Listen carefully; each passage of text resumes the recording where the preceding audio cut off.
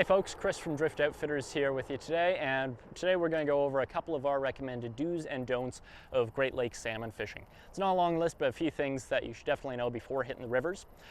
First off is not to fish too heavy a fly or too heavy a sink tip.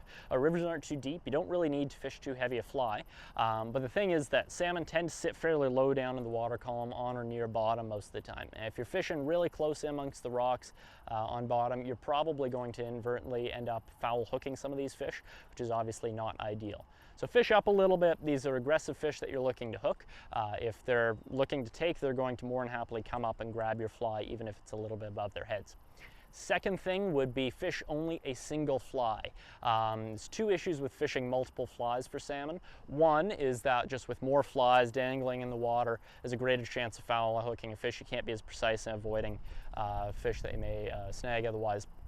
The other issue though comes when you're fighting a fish. A lot of the time if you have a second fly there, it'll get wrapped up with the fish, which creates a hazard for you when you land and unhook that fish as well.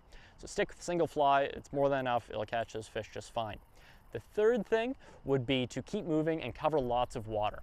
When you're fishing out here, you see these fish, they're big fish.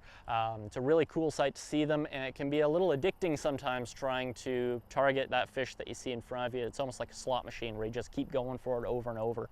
If a fish isn't in a taking mood, it's not in a taking mood. You really can't force the issue. There are lots of these fish around, typically speaking. Your best bet really is just to keep covering water and try and find those taking fish.